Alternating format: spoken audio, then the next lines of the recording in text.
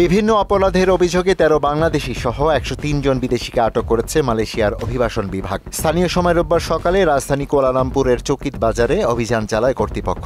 আটককৃতদের মধ্যে ৮০ জন ইন্দোনেশিয়ান, ১৩ বাংলাদেশি, ৫ জন মিয়ানমার, ৪ জন ভারতীয় এবং ১ জন ইয়েমেনি নাগরিক।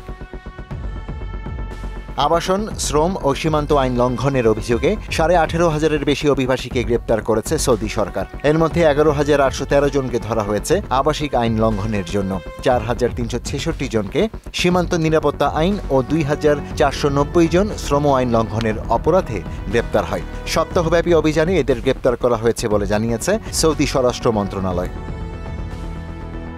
আমেরিকায় ৩০ দিনের বেশি অবস্থানরত বিদেশিদের নিবন্ধনের নির্দেশ দিয়েছে ট্রাম্প প্রশাসন। যারা নিবন্ধন করতে ব্যর্থ হবেন তারা আর্থিক জরিমানা ও কারাদণ্ডের মুখে পড়বেন বলে সতর্ক করে দিয়েছে মার্কিন হোমল্যান্ড সিকিউরিটি বিভাগ। স্থানীয় সময় রোববার সামাজিক মাধ্যমে এক্স হ্যান্ডেলে মেসেজ টু ইলিগাল এলিয়েন্স শিরোনামের একটি পোস্টে এ তথ্য জানানো হয়েছে। তবে সিদ্ধান্ত যুক্তরাষ্ট্রের H-1B বা স্টুডেন্ট পারমিটে সরাসরি প্রভাব ফেলবে না বলে পোস্টে উল্লেখ করা হয়।